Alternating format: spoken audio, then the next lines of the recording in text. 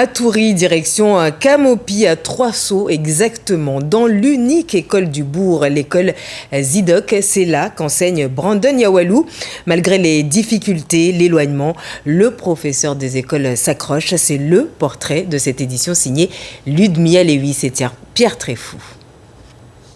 Bonjour. Vous êtes en retard. Dépêchez-vous. Allez, c'est là.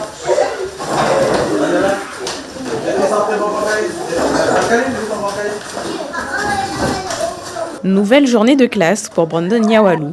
Avant, ce Camopien suivait des études de tourisme à Toulouse.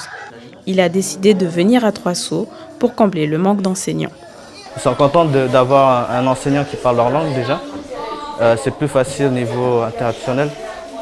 Ils arrivent plus facilement à parler, à se dévoiler entre eux. Il espère ainsi réduire le décrochage scolaire, causé notamment par la barrière de la langue. Dans sa classe de 23 élèves, Brandon Yawalou a 3 niveaux. Difficile parfois de jongler entre les 3. La table qui est tout au fond, c'est la classe des CE1, enfin c'est le niveau de CE1. Du coup, c'est un peu compliqué, je leur ai expliqué comment ça fonctionne, mais ils ont du mal. Du coup, ils vont rester sur l'écriture. Et du coup, les 3 tables, on va commencer à travailler sur les aiguilles. Je t'ai trompé, regarde. Tu veux que ça soit bien écrit, je vais écrire tout ici, d'accord J'aime parce que j'apprends à étudier. Il doit aussi composer avec les difficultés du village. Nous n'avons pas encore de l'installation de lumière électrique. Donc, vous savez que le matin, quand il fait vraiment sombre, du coup, on attend un peu le soleil pour qu'il voit un peu. Parce que c'est vraiment noir dans la classe.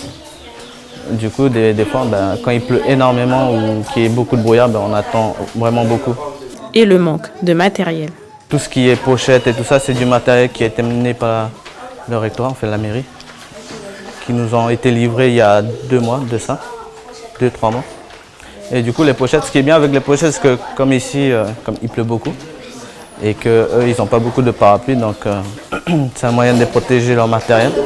Du matériel neuf, mais insuffisant pour l'enseignant et ses élèves. À Trois-Sceaux, ce n'est pas seulement l'école qui est à l'abandon, mais tous les habitants qui se sentent oubliés. Dans le reste